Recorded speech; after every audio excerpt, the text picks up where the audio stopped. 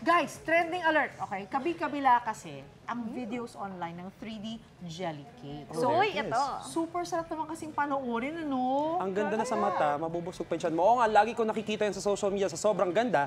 Parang sa panonood pa lang, busog na ako. Tama ka dyan ako. Pero ito, all looks lang ba? O may ibubuga rin ang lasa? O yan, tikman natin. Tikman nyo nga! Tikman nyo nga yan! Tikman mo na, Kaloy! Oh my God! Naka-fasting kami. Wala na palang takip! Huwag mo na yung takip! Akala nyo may takip, pinawakan nyo. Wala. Oh my goodness! Jelly nga yan. Grabe! I have to say, na-taste ko na before ang jelly cake. Ang sarap Masarap. talaga niya. Hindi matamis? Well, may konting tamis siya, syempre, kasi it's a dessert. Cake, Pero sabagay, masarap oo. siya.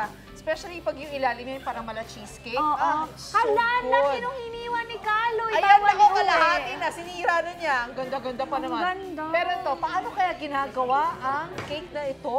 Alamin natin for today's video. Oh Uy, my ang God, laki. ito. Ganda. That's all so pretty. Makulay, magandang tignan, at masarap din daw tikman. Yan ang level up cakes na trending ngayon online. Ang 3D jelly cakes.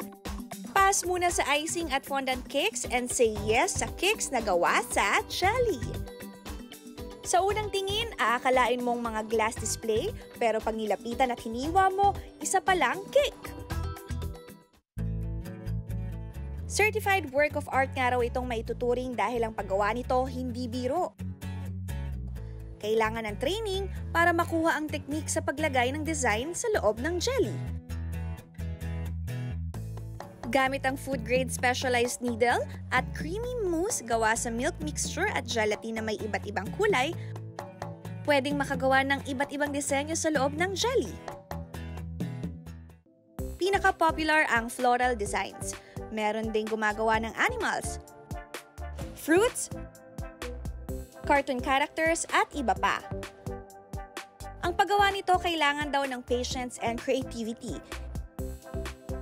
Hindi lang basta-basta ang paggawa nito dahil ang pinaka-base na jelly nito ay dapat pang patigasin overnight para matusukan ng mga pampakulay at makapaglagay ng design sa loob nito. Sa pamamagitan ng pag-uukit, achieve sa cakes na ito ang sophisticated designs.